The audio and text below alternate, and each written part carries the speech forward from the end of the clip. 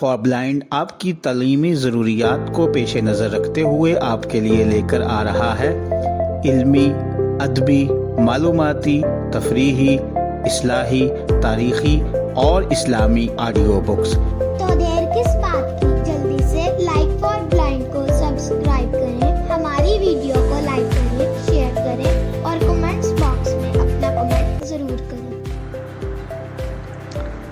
बिस्मिल्लाहिर्रहमानिर्रहीम।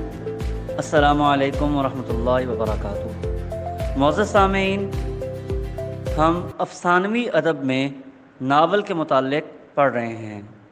गुज़श्ता नशिस्त में हमने नावल की तारीफ़ और इसके अज्ज़ाए तरकीबी के मुताल्लिक़ पढ़ा था। अज्ज़ाए तरकीबी का सिलसिला अभी जारी है। आज की नशिस्त में हम मकालमा से शुरू करते हैं। मकालमा नावल में आने वाले किरदारों की आपस की गुफ्तगू मकालमा कहलाती है। चूँकि ये किरदार हमारी ज़िंदगी से ताल्लुक़ रखते हैं और हमारी आपकी तरह इंसान हैं, लिहाजा वो गुफ्तगू ऐसी ही करेंगे जो हमें बाआसानी समझ आ जाए। किस्से कहानी को आगे बढ़ाने के लिए नावल नवीस मकालमे से काम लेता है। इस एतबार से मुकालमे की अहमियत बहुत ज़्यादा है। इसी के ज़रिए हम नावल के किरदारों के ख़यालात, जज्बात, अक़ायद व नज़रियात और एहसास दिली से आशना हो सकते हैं। बाज़ औक़ात नावल नवीस अपने मकसद की तबलीग के लिए भी मकालमा ही इस्तेमाल करता है और अपने पसंदीदा और नुमाइंदा किरदारों की ज़बान से अपने अक़ायद व नज़रियात का इजहार भी करता है। किससे या कहानी में बराह रास्त प्रोपेगेंडा फ़न के एतबार से नापसंदीदा तसव्वुर किया जाता है, क्योंकि इससे फ़न का तक़द्दुस मजरूह होता है। लिहाजा समझदार नावल नवीस यही काम अपने किरदारों के ज़रिए लेता है। मकालमे के ज़रिए मुख्तलिफ़ किरदारों का तज्ज़िया भी किया जाता है और मुअस्सर हालात व नज़रियात पर बहस भी। इस एतबार से मकालमों की खूबसूरती और हुस्न किरदारों की सीरत की तश्कील में इंतहाई मावन और मददगार साबित होता है। लेकिन यहाँ ये बात बहुत अहम है कि नावल नवीस किरदारों और आम इंसानी नफ्सियात से आगाही रखता हो और मकालमा किरदारों की उम्र, समाजी मर्तबे, ज़हनी सतह और मौका महल, किरदार की तबीयत और शख्सियत के मुताबिक होना चाहिए। नावल की कामयाबी का असल दारो मदार मकालमे की मौज़ूनी, दिलचस्पी, बरजस्तगी और बरमहल होने पर है। यहाँ नावल निगार अपना फ़न और सलीका ज़ाहिर करता है। जिस तबके से किरदार का ताल्लुक़ हो, इसी तबके की गुफ्तगू इससे कराई जाती है। अगर ये तबकाती, ज़हनी और हिफ्ज़ मरातब का फ़र्क मकालमे में मलहूज़ ना हो सके तो ये बहुत बड़ा ऐब और ख़ामी तसव्वुर किया जाता है। आम रोज़मर्रा ज़िंदगी में हम छोटे मोटे जुमलों से अपने माफ़ी ज़मीर का इजहार करते हैं। नावल में भी मकालमे को एक माकूल हद तक होना चाहिए।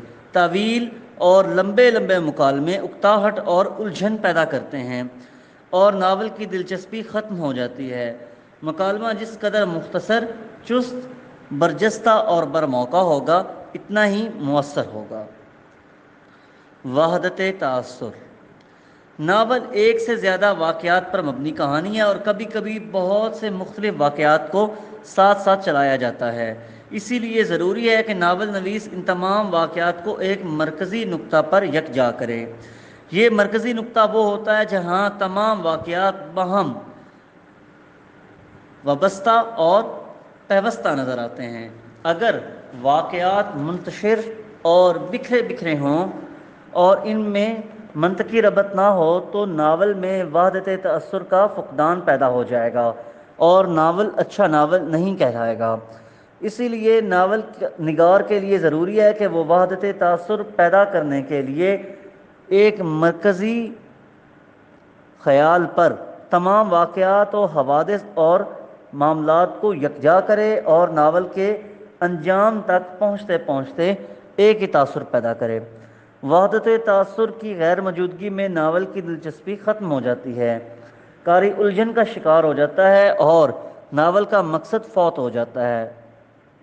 لہٰذا ایک ماہر فنکار ناول نویس ناول کے اس نقطے سے بخوبی واقف ہوتا ہے اور ناول میں بہت سے بظاہر مختلف واقعات کو اس طرح پیش کرتا ہے کہ ان کے اندر ایک فطری ربط محسوس ہوتا ہے۔ تجسس کہانی کو آگے بڑھانے کے لیے انتہائی ضروری ہے۔ اس سے کہانی میں ایک طرف تو دلچسپی کا عنصر آتا ہے اور دوسری طرف قاری کہانی میں اس قدر محو ہو جاتا ہے کہ وہ آنے والے واقعات جاننے کے لیے بے قرار ہو جاتا ہے۔ ہر لمحے اس کا یہ سوال کہ آگے کیا ہوگا اسے کہانی میں ہی کھوئے رہنے پر مجبور رکھتا ہے اور وہ کہانی کے اختتام تک خود کو کہانی سے الگ نہیں کر سکتا۔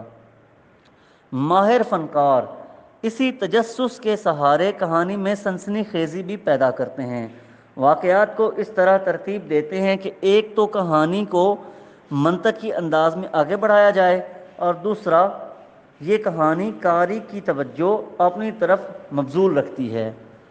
اس کے لیے واقعات میں تعجب، تحیر، اصرار اور چونکا دینے والی کیفیت پیدا کی جاتی ہے۔ بعض اوقات کرداروں کے تصادم سے بھی تجسس کا عنصر ناول میں پیدا کیا جاتا ہے۔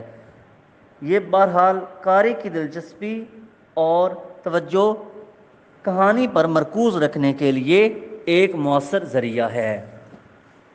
معزز سامعین، ناول کے اجزاء ترکیبی ابھی جاری ہیں، انشاءاللہ اگلی نشست میں ان پر بات ہوگی۔ تب تک کے لیے اجازت دیجیے، اللہ حافظ۔ Discuss Life at Blind.